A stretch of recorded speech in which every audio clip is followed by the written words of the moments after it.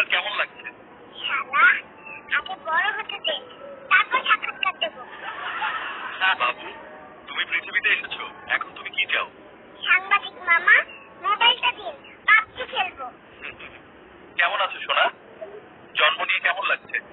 চুপ কর সাংবাদিক, আগে বড় হতে দে, তারপর সাক্ষাৎকার দেবো। বেবি, তুমি পৃথিবীতে এসেছো, এখন তুমি কি চাও? প্রথমে তোমার সাথে প্রেম করতে খাই। বড় হয়ে কি হতে চাও?